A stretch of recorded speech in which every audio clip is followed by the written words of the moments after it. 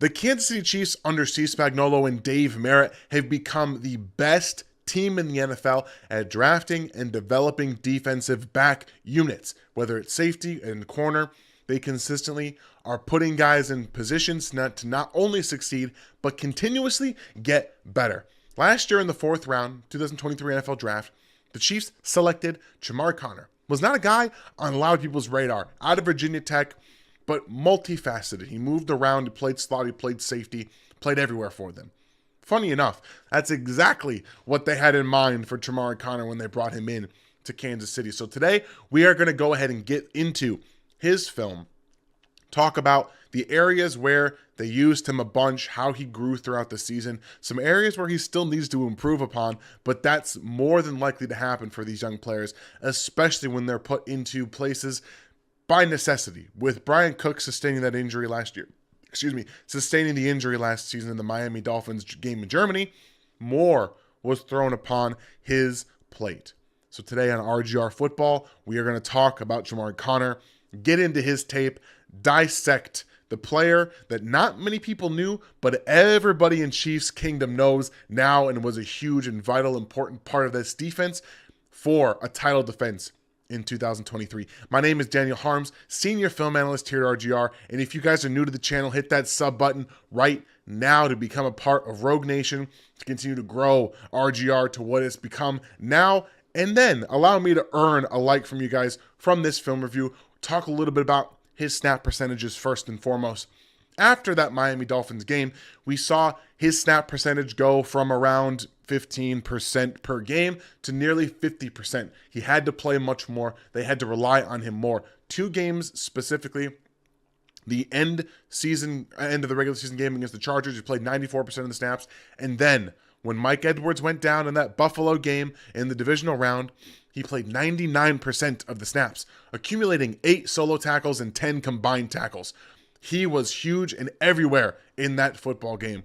So let's go ahead and dive in, because I do believe that there's a lot to learn about Chamarri, the player, and much more than what we all just kind of saw and got a feel for him in the, not just the run game, but in terms of where he was on the field. That's not Chamarri. This is Chamarri, sorry. Out there as a split field safety right now, playing against the run. This is one of the things that Buffalo did in the playoff game very, very well. We see him again step back initially, then go downhill and trigger against the run. You have to be able to be a last line of defense as a safety or as a standalone safety. So we see trigger downhill from Justin Reed here. You also got, got Nick Bolton coming across for James Cook, who again is going to be pressing the line here, then finding his way back along the backside. So one thing he does well, Chamarri here, he stays in his lane. He doesn't over pursue, because if you over pursue, guess what? There's a gigantic cutback lane, and maybe James Cook takes us the distance. So we see him play it. He comes downhill. He doesn't over pursue, and he waits for that backside. He comes back in, fills, gets underneath James Cook, and then tackles him. Again, it was about not making their runs big runs. When we go back and watch this game against Buffalo in the divisional round, yes, they were extremely efficient and successful, but the Chiefs defense knew they were going to run the football, and they knew that they just had to make it so that these 7-8 yard gains did not turn into 10, 15, 20 yard gashes. And they did that fantastic job. And part of the reason was because they could trust Chamarri to be in that position and to do those things. Now we've got a little bit of overhang action here. He's a shaded safety on the right-hand side of the defense, left-hand side of the offense. The Raiders are going to run a little bit of a quick screen here out to number 11. Name escapes me right now. It might be Trey Tucker. But yeah, it's Trey Tucker. Their speedster they drafted last year. And we see the click and close. Like the identifying right there, he sees the football come out. You kind of just really quickly saw him look to the quarterback and then trigger downhill. And we have L'Jarius Sneed, who will be sorely missed. And Kansas City come down and make the initial contact, and then you get the cleanup. Boom, you're not going anywhere. He almost broke the tackle from L'Jarius Sneed because Sneed's trying to fight for that football, trying to get it out and things like that. So one of the things that I really do like about Connor is that he does trust his eyes. He trusts what he sees, and then he's able to click and close very quickly with that reaction time to be a cleanup player, which we always kind of appreciate. And then you see already in 3 different positions in the first 3 clips, he's lined up as that deep safety rotation against run defense. And then you have him as that standalone safety to the left side of the defense, left side of the offense. And now we see him in the slot against the Patriots. And that's where we kind of expected him to play a little bit when things kind of changed for the Chiefs. That was when Trent McDuffie played mostly in the slot in those 3 cornerback sets. But here we see him come down, and he's looking to blitz. And we know that the Chiefs love to blitz their DBs. And this is an underrated play. No, he doesn't make the tackle. He changes the trajectory and the speed of a 3rd and 2 run from Ezekiel Elliott here. And what I like about this is that we get to see that when he's blitzing, he's thinking, right? Like, I've got a pulling offensive lineman coming at me down the line here and a running back coming too. So for me, as a blitzer, I can't just go, all right, go to the quarterback, go back to the mesh point. I have to see what's happening. So he stops, he goes around that puller and gets an arm on Ezekiel Elliott. Again, does not make the play, but I do believe he helped slow down the running back in this situation, and that got him in the position where, yes, he funnels him to Derek Nottie a little bit, but right here you see him change that, get that arm around the legs, right here. It's a 3rd and 2. All he needs is to keep momentum to go this way, and instead he has to get down a little bit, take that hit, and then force all the way through where we get Justin Reed coming through. If that doesn't happen, maybe it's 1st down, and things like that happen, and they start to go from there. So we've seen him be impactful already. Like, he's an impactful player in the multitude of ways that they used him. And then I used a lot of clips from this game against the Buffalo Bills in the playoffs because, again, he did play 99% of the time there, and he was impactful. He was an impactful player. So what I like about this one is that now we get to see him in one more position, a different position as an overhang kind of pseudo linebacker, like we've seen the Chiefs use L'Jarius Sneed and Trent McDuffie to an extent. So you see him down here as this almost linebacker, but you have a bunch formation down here at the bottom of your screen with like an offensive lineman as a sniffer tight end, but also in the bunch. It's an interesting situation to walk into for Chamarri Connor. He does a fantastic job here of getting up, being physical, and then reading the play, reading it out, sees it's just going to be a little pitch out of that bunch formation to try to get guys to the edge, and that's what I like. He comes down, he's physical with Khalil Shakir, then he fights across the face of Trent Sherfield, which, again, he came in to be that blocking wide receiver for them. So, again, he comes in, jams Shakir initially, thinking, yes, this might be a pass, so I'm going to go ahead. Sorry about that, guys. My voice is still not all the way back, as we've heard. But you see him get down and then fight across the face there for a tackle, for a 2-yard gain, maybe 1.5 yards. This is a really good play from a DB to fight through that. You get a little bit of help from Nick Bolton screaming all over to the sideline as well. All of those things showcase the kind of person that he is, the player that he is, and what they really asked him to do. So from a fundamental standpoint, we've already seen 4 different plays, and he's lined up in a different spot every single time. That's the versatility that he brings. That's the different kind of mentality I think that he brings and what they can really get out of him. And I love what they were able to get out of Chamarri Connor this last season. So, no, sorry, wrong player. That's Mike Edwards. They always do that. They confuse me. They bring it out here in too high situations, but he's down at the line of scrimmage covering what appears to be the tight end out of the backfield. So we're going to see him kind of move around a little bit. See, there he goes with Kincaid. Then he backs into that formation here where he's almost that pseudo linebacker. And then we're going to see him split off. As the play changes, he's like, okay, I can't get back there yet. It's not my job. I have to wait until the last second. So, he kind of understands from a fundamental standpoint what the Chiefs want to do is they want to change that picture right prior to the snap. So we have Josh Allen maybe change the play a little bit, and now he's going to rotate back. He goes to a 2-high safety where he's going to take on Gabe Davis. So roles change, roles reverse a little bit, where now he's being asked to be kind of a funnel player where he's taken on anybody who crosses his face. So that's another position that we've seen. The usage for him has now gone from, we've seen him as that overhang defender. We've seen him in the slot. Now we've seen him rotate to a too high safety where he takes somebody over his face, and all different kinds of things that we've seen from Chamarri Conner already. That jack of all trades benefit on day 3 is huge for the Chiefs. They love those kind of players, and they become so useful, especially when you have injuries in the secondary department. You can never have too many valuable secondary members, ever. And I think that's something that Steve Spagnuolo has really hammered down. He and Dave Merritt have done a fantastic job.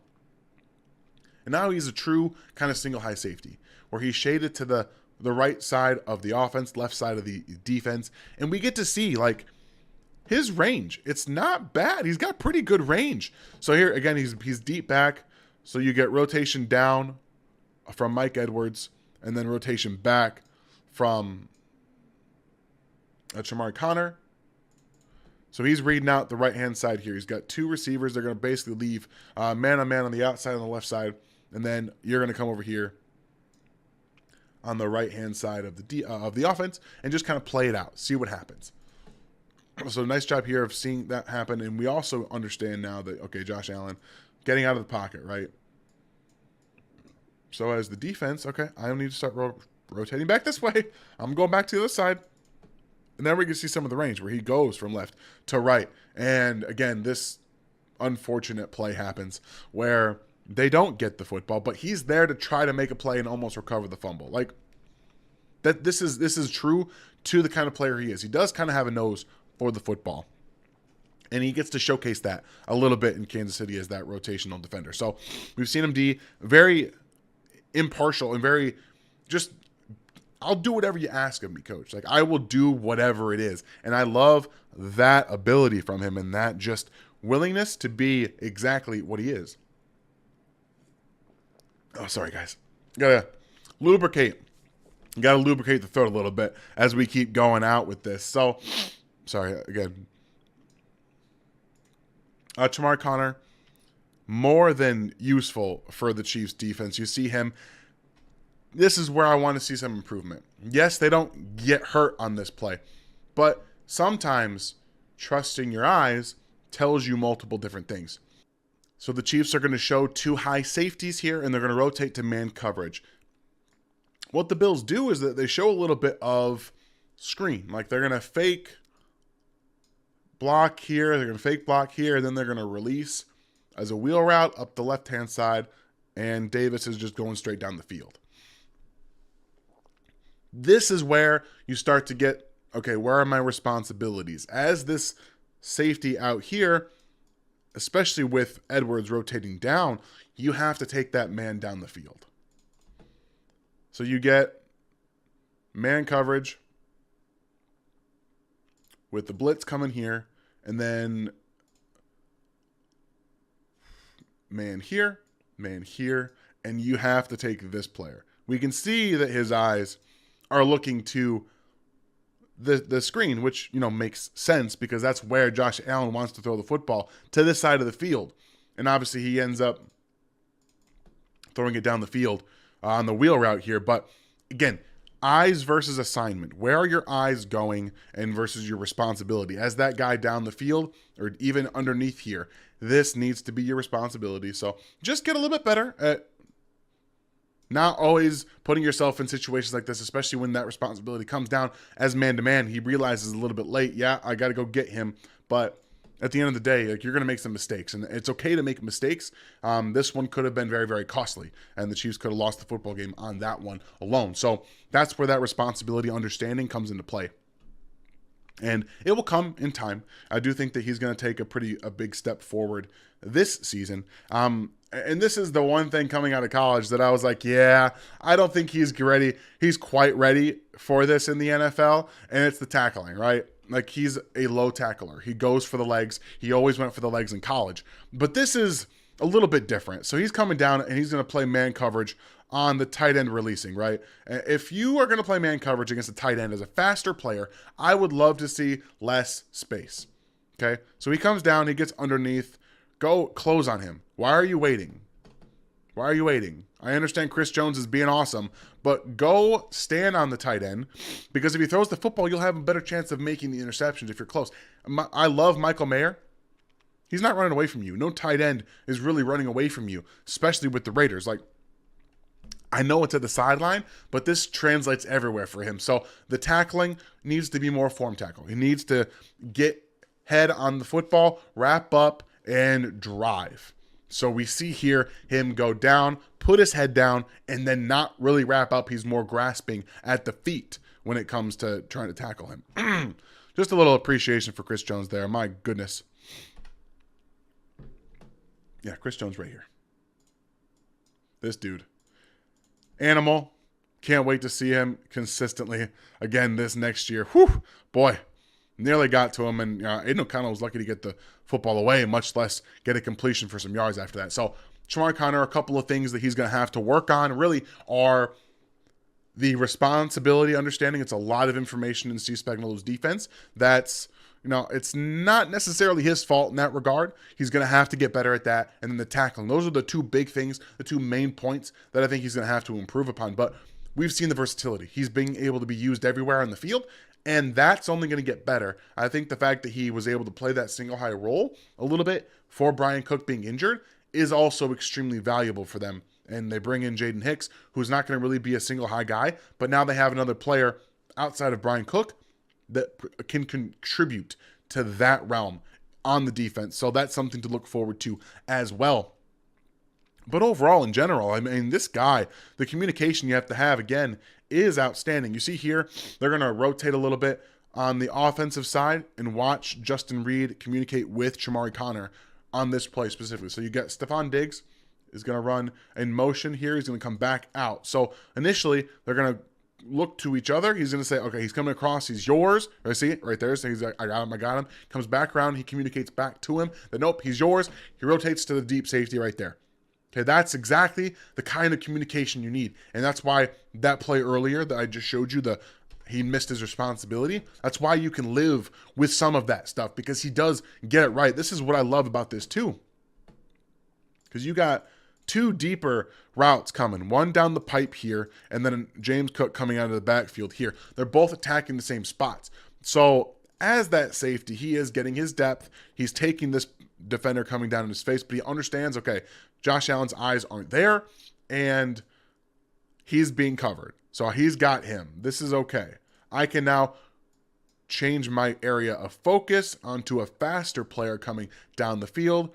And then when Josh Allen gets out of the pocket, comes up, he's there. He triggers. It's all about that footwork. So we have down, goes back in his step, he transitions left, he transitions right, and he comes downhill. That change of direction is very, very smooth. It's impressive, and that's one of the reasons he's a very valuable piece on this defense for Steve Spagnuolo and company. He can do so many different things. I think his change of direction is extremely underrated, and it does allow him to kind of play in the slot a little bit. And then you have that aggressive nature. Again, come up, take on the tight end, and then force a fumble.